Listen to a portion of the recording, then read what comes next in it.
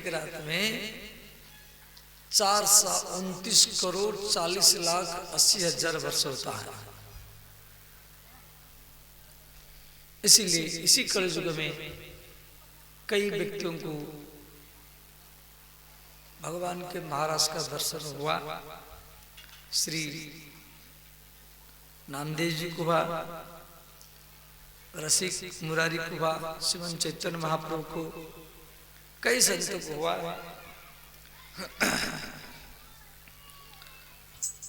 तो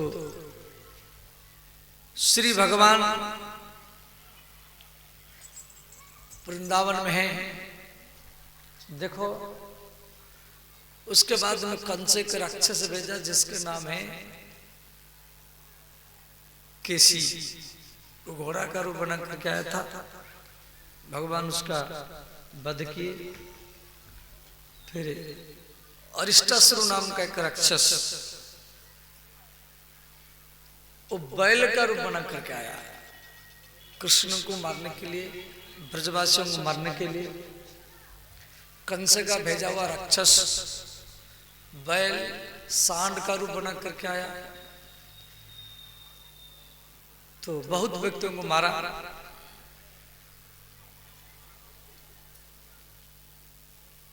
सांड भी कई प्रकार के होते हैं।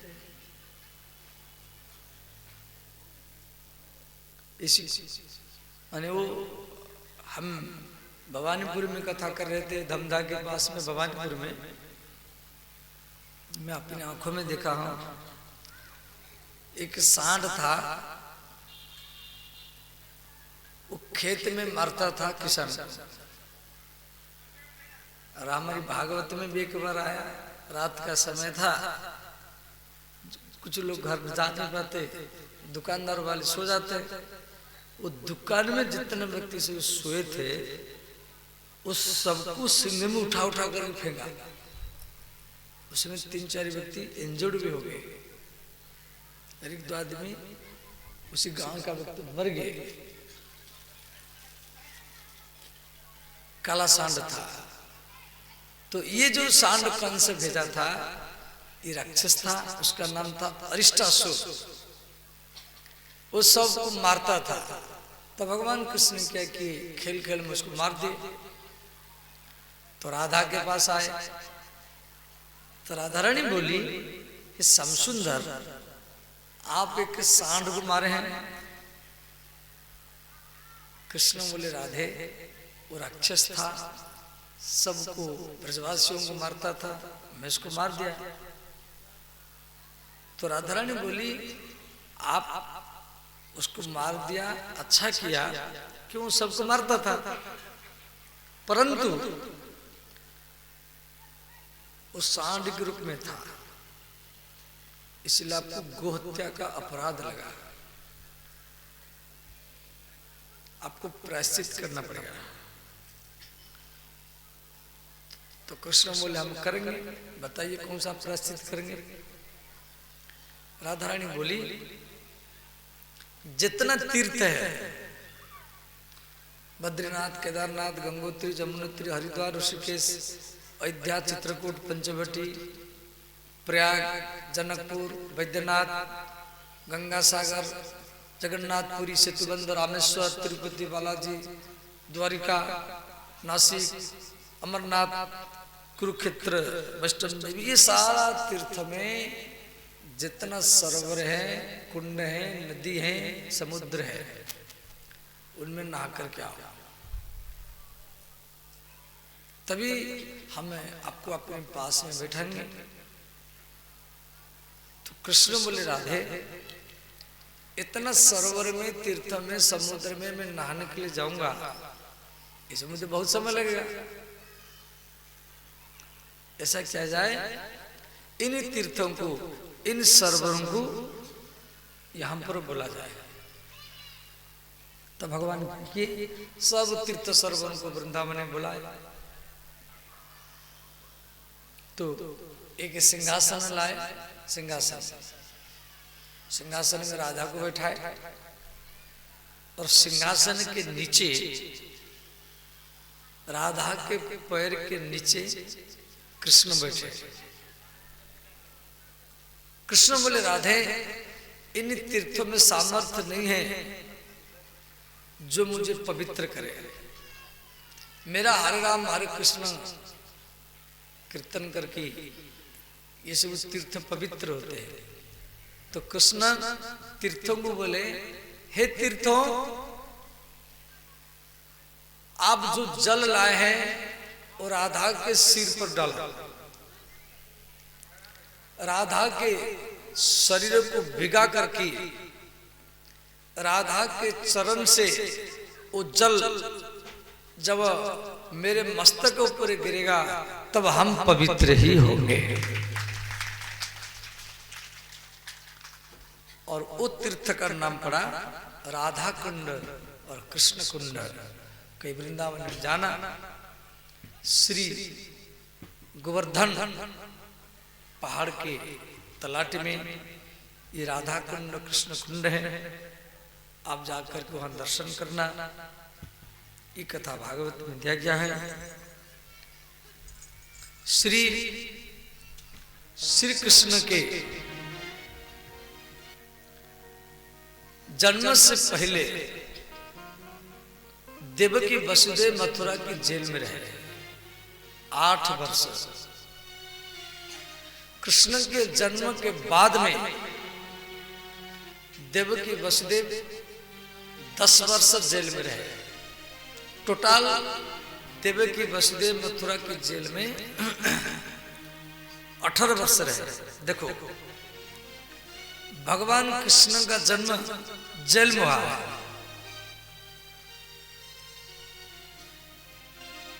और हनुमान चालीसा भी जेल में लिखा गया है। कृष्ण का जन्म भी जेल में हुआ, मथुरा जेल में। और हनुमान चालीसा का उत्पत्ति दिल्ली के जेल में हुआ है। इसलिए कभी मान लो आपको जेल जाना पड़ा तो मन में अभाव नहीं करना है। जेल में रह करके यदि आप गीता रामायण भागवत पाठ करेंगे तो जेल में भी आपको श्री कृष्ण का ही दर्शन हो जाएगा। भक्तमाला में कथा है, ध्यान देना। गोस्वामी तुलसीदास जी गंगा के किनारे में रहते थे। तो एक स्त्री थी, वो तुलसीदास जी को डेली फूल का सेवा करती थी। हर रोज तुलसीदास जी के पास में फूल तोड़ करके वो रखती थी। इतना निष्ठा था। और वो स्त्री युवती थी। और संजोग में उसका पति मर गया। तो गांव के लोग इकट्ठा हुए। कोई कंडा इकट्ठा किया, कोई लकड़ी इकट्ठा किया। भाई उसका पति युवक था। सब लोग अब उसको जलाने के लिए सब तैयारी किए। परंतु उस स्त्री ने क्या की, अपने पति के शरीर को गोदी में उठाया, मरा हुआ शरीर को गोदी में उठाया और तुलसीदास जी के पास लेके चले गए। और तुलसीदास जी कुटिया में राम राम सीताराम जाप कर रहे। वो युवती स्त्री जाकर प्रणाम किया, कहा बाबा मैं एक पतिव्रता स्त्री हूं, हर रोज आपकी सेवा करती थी, दर्शन करती थी। और इस उम्र में मेरे पति चले गए और मेरा विश्वास है और आप मेरे पति को जीवित कीजिए, मेरे पति को आप जीवित कीजिए। तुलसीदास जी बोले बेटी तू यहाँ सीताराम सीताराम जाप कर। अब वो स्त्री अपने पति को लेकर के चली आई तो कुछ भीड़ भी उसके पीछे पीछे चले आए। तो जैसे तुलसीदास जी बोले वो सब सीताराम सीताराम जाप करने लगे। और कुछ लोग विरोध किए, बोले देखो ये बाबा के पास ले आया, ये बाबा ऐसे ढोंगी पखंडी है, यहाँ गंगा के किनारे में रहता है और सड़ जाएगा, गंद जाएगा, छोड़ो हम उसको लेके जाएंगे, जलाएंगे। और वो स्त्री बार बार अपने पति के सिर को पकड़ रखे, वो छोड़ती नहीं है। और वो लोग वहां भी बैठे रहे और भीड़ हजार हजार भीड़ हो गया। कुछ लोग तुलसीदास जी कहने पर सीताराम सीताराम जाप कर रहे हैं और कुछ लोग तुलसीदास जी का निंदा बुराई कर रहे हैं। अब 1 घंटा हो गया, 2 घंटा, 3 घंटा, 4 घंटा, 5 घंटा, 6 घंटा, 7 घंटा, 7.5 घंटा हो गया। कुछ लोग तो उठ उठ कर चले गए, कुछ निंदा बुराई करते रहे, कुछ लोग कीर्तन करते रहे। जैसे 8 बजने के लिए गया, जैसे 8 बजने के लिए गया और वो मरा हुआ व्यक्ति खड़ा होकर के वो भी सीताराम सीताराम जाप करने लगा। सब लोग देख करके अचंभा हो गया, अरे ये जिंदा हो गया।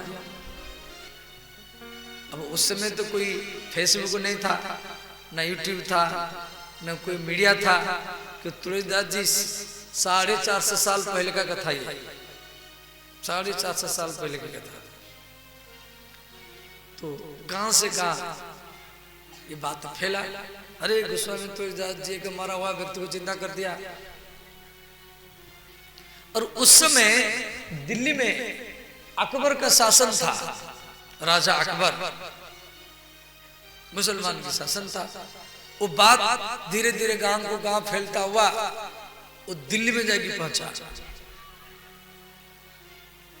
तो बीरबल ने कहा, अकबर बीरबल को पूछा, ऐसे ऐसे काशी में एक कोई संत है, वो मरा हुआ व्यक्ति को जीवित कर दिया, उसको दिल्ली बुलाओ। कुछ सिपाही गए दिल्ली से रथ में काशी में पहुंचे, पूछे तुलसीदास कहाँ रहता है। कुछ लोग घबरा गए, कुछ लोग बोले गंगा के किनारे में रहता है। सिपाही जाकर के बोले, बाबा आपका नाम तुलसीदास? तुलसीदास जी बोले, हमारा नाम नहीं, गुरु जी के दिया हुआ नाम है, ये तो मेरा मिट्टी शरीर है। आप मरा हुआ व्यक्ति को जिंदा किया? तुलसीदास जी बोले, हम नहीं किया, राम जी किए हैं। सच बात बोलो। अंतिम में सिपाही लोग क्या किए, बोले चलो दिल्ली। तुलसीदास जी बोले, हम क्या करेंगे जाके वहां। अंतिम में ये सिपाही लोग क्या किए, तुलसीदास को बांध करके रथ में डाले और दिल्ली ले गए। अकबर के दरबार में खड़ा किए। राजा अकबर ने कहा, बाबा आप एक मरा हुआ व्यक्ति को जिंदा किया? तुलसीदास जी बोले, हम नहीं किए। कौन किया? हमारे राम जी किए, हम राम राम जप करते हैं। कुछ चमत्कारी दिखाओ, कुछ चमत्कारी दिखाओ। तुलसीदास जी बोले, हमारे पास कोई चमत्कार है नहीं। चमत्कारी से राम जी के पास है। अब राजा अकबर ने क्या किया, कहा सिपाहियों इसको जेल में डाल दो। तो तुलसीदास जी क्या किए, उस समय नया दिल्ली नहीं था, पुरानी दिल्ली था। तो तुलसीदास जी को जेल में डाल दिया गया।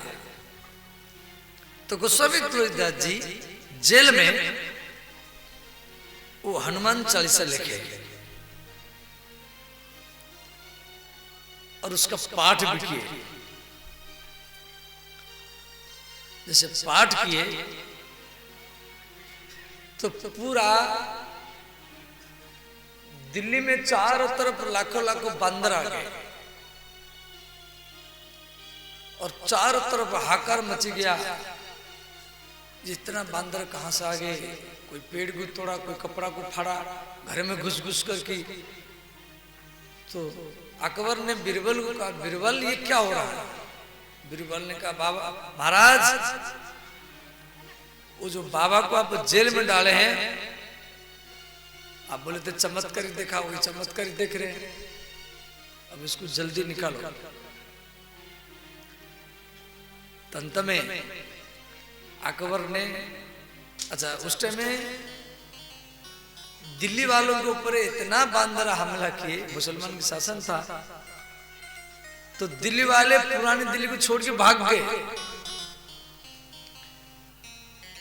फिर नया दिल्ली बसा।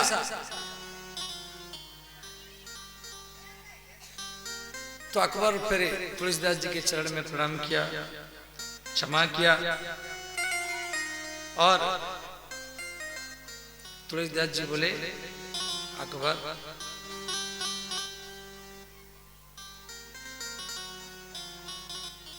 तो हिंदुओं के ऊपर जो टैक्स लगाया है, कुंभ मेला में जाएंगे तो टैक्स देंगे, ये टैक्स को हटाओ। पहले कुंभ मेला में कोई जा नहीं सकता था, और वृंदावन में होली दिवाली बंद कर दिया गया था ना, इसी होली दिवाली को चालू करो। अब जो मंदिर तोड़ते हैं, काशी विश्वनाथ मंदिर या वृंदावन की किशन जन्मभूमि, सबको अब तोड़ना बंद करो। ऐसे 14 शर्त तुलसीदास जी लिखे। हिंदुओं की सुंदरी कन्याओं को आप बचपन में उठा लेते हैं, इनको उठाना बंद करो। अकबर सब दस्तखत किया, हिंदुओं की सुंदरी कन्याओं को कोई नहीं उठाएगा, कुंभ मेला में सब जाएंगे, हिंदुओं का बाराती धूमधाम से जाएगा। पहले बाराती में 2 आदमी जाते थे, और होली दिवाली चलेगा, मंदिर में पूजा पाठ चालू होगा। ऐसे तुलसीदास जी 14 शर्त लिखे। तो हनुमान चालीसा में को पंक्ति है, छूटई बंदी महासुख होई,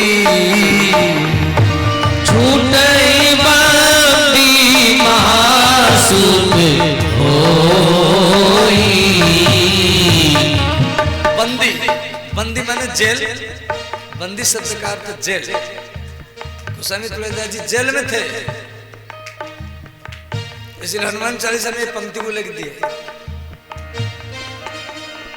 जो 7 बार पाठ करे कोई, जो 7 बार पाठ करे कोई, छूटई बंदी महासुख होई, छूटई बंदी महासुख होई। जय जय जय हनुमान गोसाई, जय जय जय हनुमान गोसाई।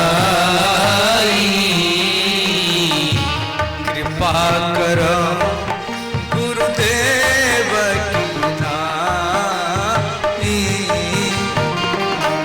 कृपा करो गुरुदेव की नाई।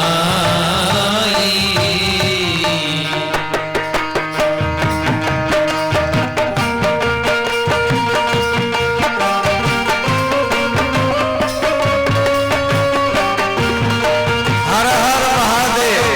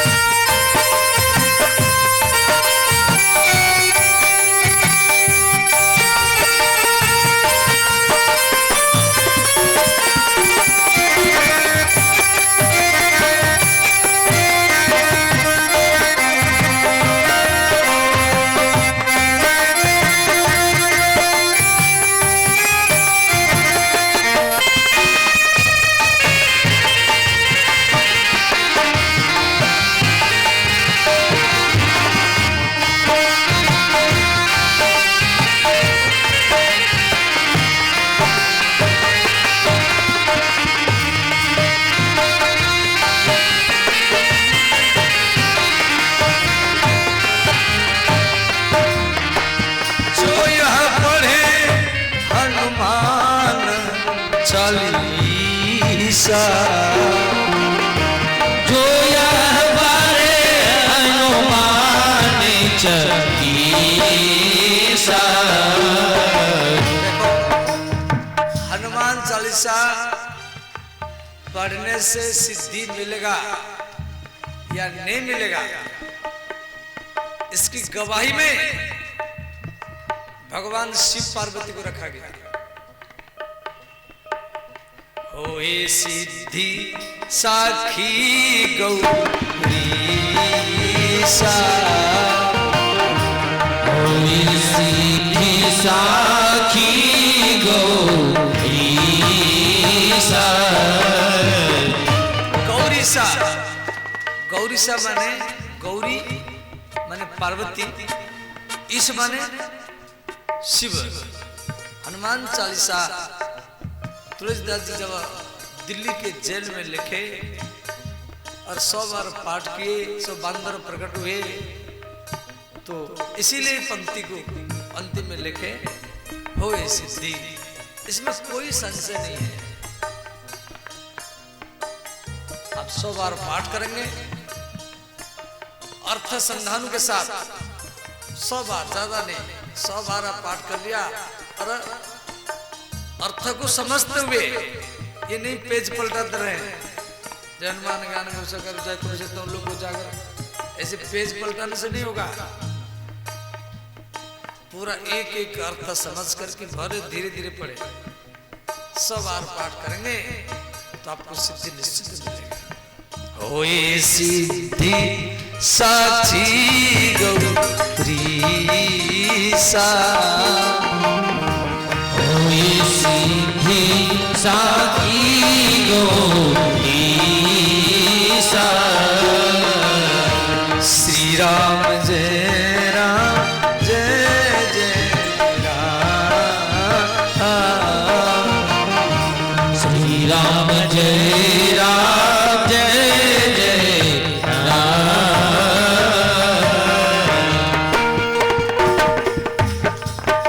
तो भगवान श्री कृष्ण का जन्म अभी मथुरा की जेल में हुआ है। श्री कंस राजा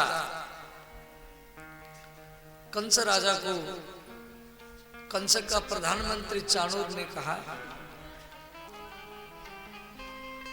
जे महाराज ये कृष्ण बलराम देवकी का पुत्र है या यशोदा का पुत्र है, अभी आपको संशय है। यदि ये देवकी का पुत्र नहीं है तो इनसे द्वेष भाव रखने से क्या फायदा है? क्यों हम जो राक्षस भेजते हैं वो मार देता है।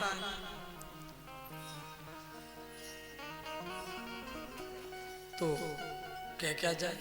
कंस कहा, चाणूर ने कहा, जे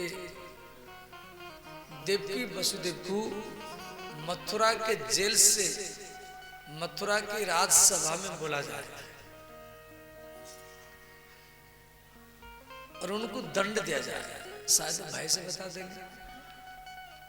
तो कंस देवकी वसुदेव को कहा, यदि आप सच बात बताएंगे तो आज हम आपको छोड़ देंगे, झूठ बताएंगे तो जान से मार देंगे। ये कृष्ण बलराम किसका पुत्र है? वसुदेव जी सोचे, यदि मेरा इतना जिंदगी 18 वर्ष चला गया जेल में रहते रहते, शेष जिंदगी में जेल में बिता दूंगा, परंतु मेरा पुत्र जीवित रहना चाहिए। वो कुछ नहीं बोले, मौन रहे। कंस सबके बीच में वसुदेव को हाथ से, लात से, डंडा से पीटा।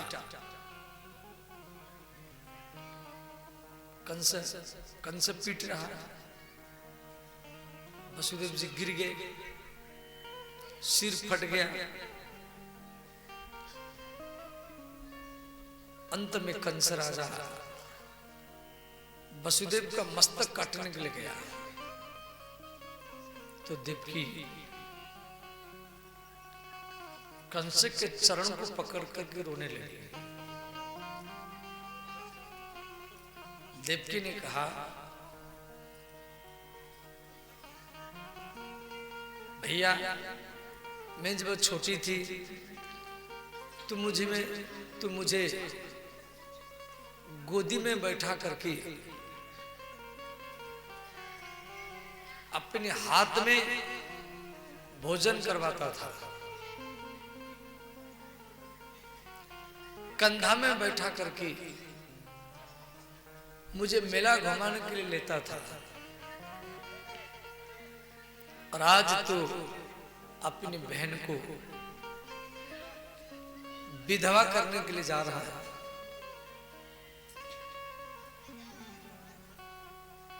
जब देवकी रोने लगी, कंस का हृदय पिघल गया। कंस का, बहन यदि तू सच बात बता देगी तो मैं तेरे पति को छोड़ दूंगा। ये कृष्ण बलराम किसका पुत्र है? अब देवकी मन ने विचार की, यदि मैं नहीं बताऊंगी तो पति को मारेगा, और बताऊंगी तो पुत्र को मारेगा। परंतु इस समय पति के ऊपर संकट है, बाद की बात बाद में देखा जाएगा। तो देवकी इस बात को खोल दिया। देवकी ने कहा, भैया बलराम मेरे 7वां गर्भ के संतान है और कृष्ण मेरे 8वां गर्भ के संतान है। कंस अब तक संशय में था, अब उसको कॉन्फिडेंस हो गया। तो कंस अक्रूर को भेजा, अक्रूर आप जाओ कृष्ण बलराम को लेकर के आओ। अक्रूर जी जा रहे मथुरा से नंदग्राम। की मया चरितम भद्रम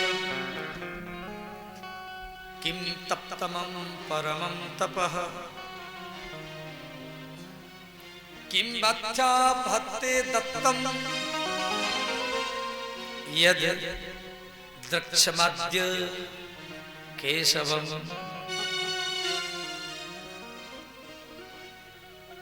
अक्रूर जी मथुरा से नंदगांव की ओर जा रहे हैं। मन में सोच रहे हैं, ऐसा मैं कौन सा पुण्य काम किया था, कौन सा दान किया था, कौन सा हवन किया था, कौन सा पाठ किया था, जिस चरणों को केवट ने धोया, जिस चरण को भगवान महादेव ध्यान करते हैं, जिस चरण का स्पर्श करके एक पत्थर अहल्या बन गया, जिस चरण को दर्शन करने के लिए विभीषण रावण को छोड़ दिया, और आज उसी चरण का दर्शन मैं स्वयं ही करूंगा। तो अक्रूर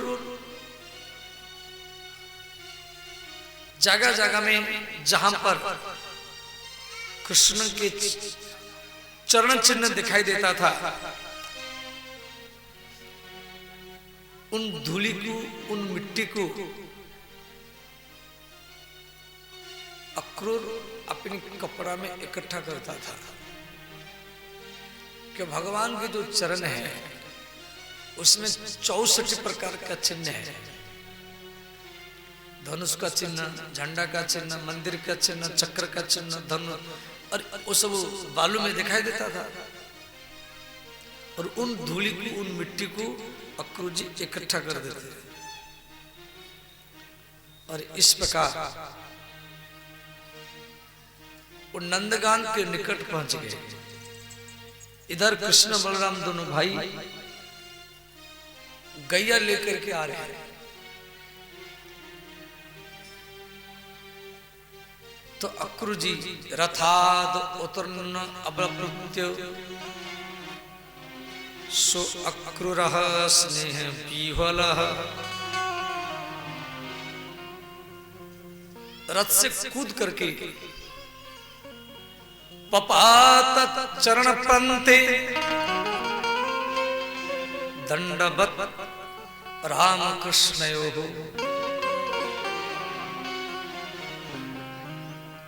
ध्यान देना, श्री अक्रूर जी रथ से कूद गए। भागवत में दिया गया है पपात चरण पंते, वो कृष्ण बलराम के नीचे गिरे। दंडवत, दंड माने लकड़ी के समान, बत माने समान। राम कृष्णयोः, राम शब्द का अर्थ बलराम, कृष्ण माने कृष्ण। देखो आप जब लेट के प्रणाम करते हैं, जैसे दंड प्रणाम करते लेट की, तब कैसे करते हैं? पहले खड़े होंगे, फिर झुकेंगे, फिर बैठेंगे, फिर लंबा लेटेंगे। और अक्रूर जी ये सब कुछ नहीं किए, वो खड़े हुए अवस्था से गिर गए। पपात चरण प्रंते दंडवत राम कृष्णयोः। अब कोई खड़े हुए अवस्था से गिर गया तो आवाज तो होगा। तो श्री कृष्ण और बलराम दोनों भाई अक्रूर जी के दोनों हाथ को पकड़ कर उठाए और बोले, चाचा जी इस तरीके से आप प्रणाम किया,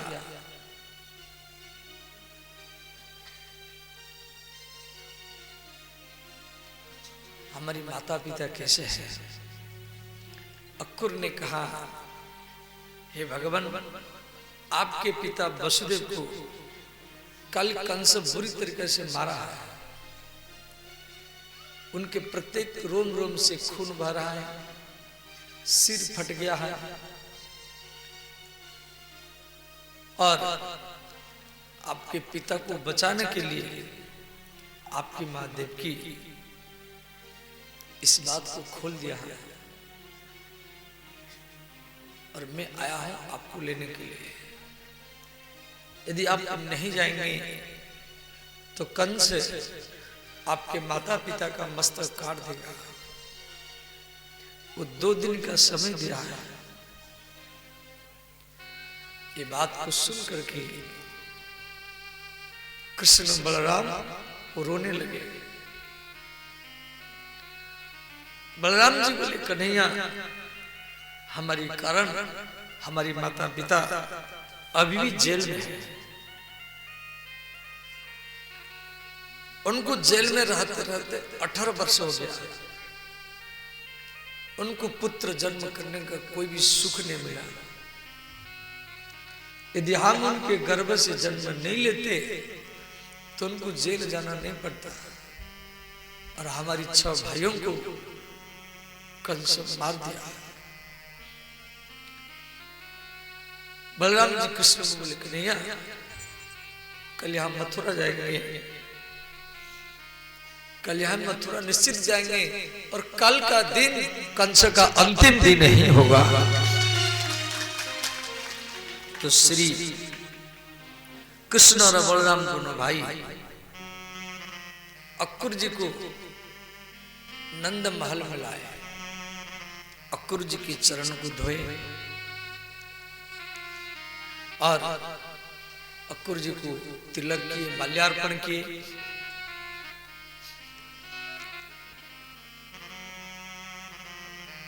उसके बाद में आरती की। तो नंद बाबा अक्रूर जी को बोले, आने का कारण क्या है? तो अक्रूर ने कहा, बाबा, मैं कृष्ण बलराम को लेने के लिए आया।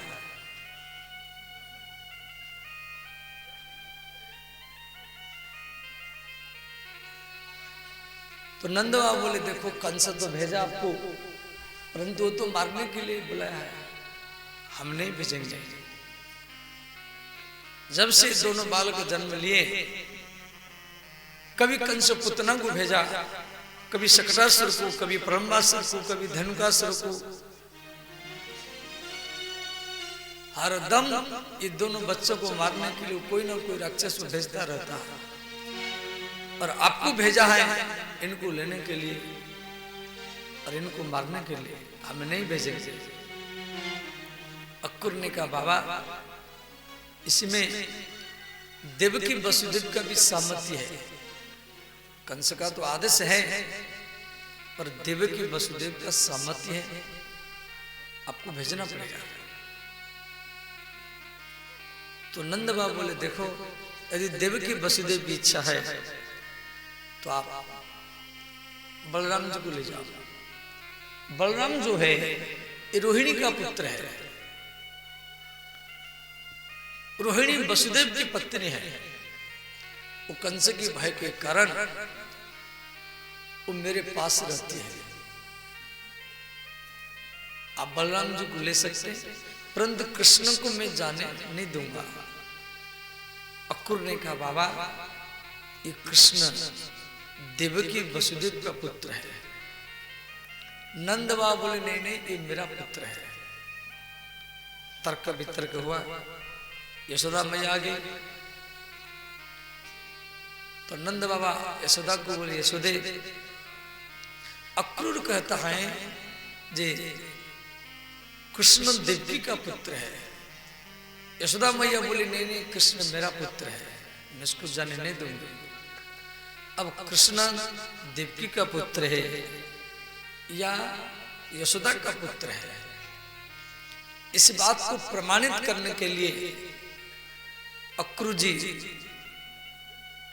एक बैठक जोड़े, पंचायत जोड़े। वृंदावन के सब मुखिया, सरपंच, प्रधान सब इकट्ठा हुए।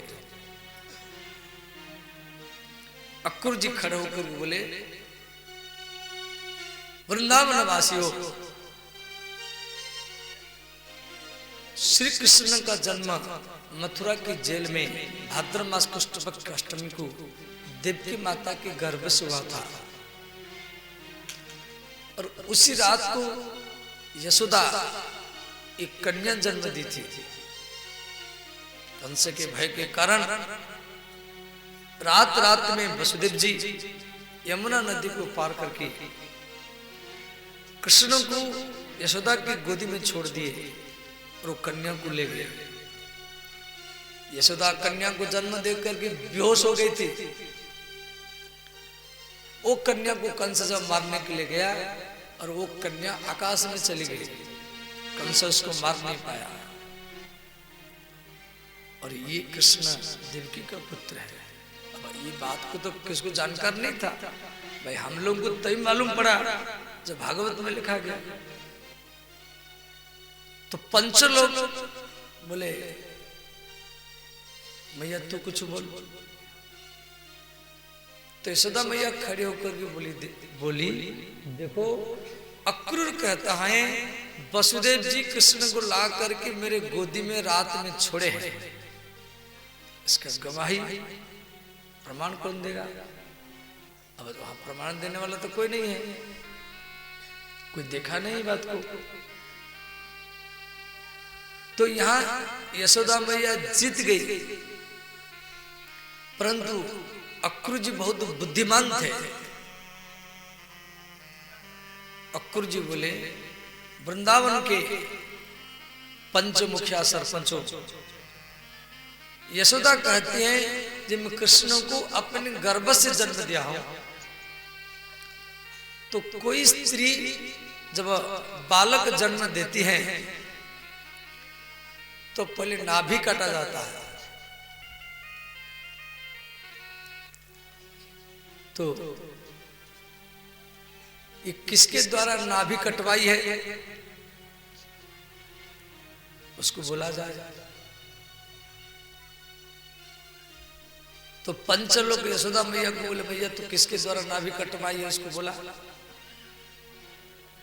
और वहां जितना से वो ठाकुरानी बैठी थी, नाई की पत्नी नाइनी, वो सब बोले जो भाई वहां तो पहले से नाभि कटा हुआ था,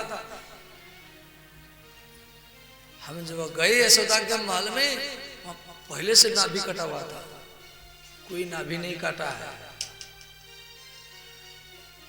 अंत में वृंदावन के नंदगान के पंचलोक कागज में लिखित प्रमाण किए, जो कृष्ण यशोदा का पुत्र नहीं है, ये देवकी का ही पुत्र है। यशोदा मैया सबके बीच में हार गई, सबके बीच में रोने लगी। भगवान कृष्ण को जब मालूम पड़ा जब मेरे मैया पंचायत में रो रहे हैं, कृष्ण भागे भागे आए और बोले मैया आप क्यों रोती हैं? यशोदा ने कहा कन्हैया पुत्र में हार चुकी हूं, ये भी मुझे मालूम नहीं था जब वसुदेव जी आपको ला करके मेरे गोदी में छोड़े हैं। पुत्र यदि देवकी आपको गर्भ से जन्म दिया है, हम आपका पालन किया है, तो आप भले मुझे अपनी मां के रूप में नहीं माने, मुझे अपने घर की एक झाड़ू लगाने वाली एक दासी के रूप में मान लेना। इस प्रकार कहा कि यशोदा मैया रोने लगे। श्री कृष्ण मैया को महल में लाए। मां यशोदा रात भरी रोती रही, कृष्ण को खिला रहे रो रहे, कृष्ण को सुला रहे रो रहे। अंतिम में जब कृष्ण को नींद आ गया, मां यशोदा महल के घर के कोन में बैठकर के रोती रही। जब अक्रूर प्रातकाल होगा, अक्रूर कृष्ण को ले जाएगा और कृष्ण जाने से पहले मैं इस शरीर को त्याग दे दूंगा। श्री कृष्ण रात में दीपक जोड़ करके मैया यशोदा को समझा रहे, बोले मैया रो मत, मैं जिसके लिए अवतार लिया हूं वो काम अभी अधूरा है, मुझे तो मथुरा जाना ही पड़ेगा और मुझे कंस मारना है, जरासंध मारना है, दुर्योधन को मारना है।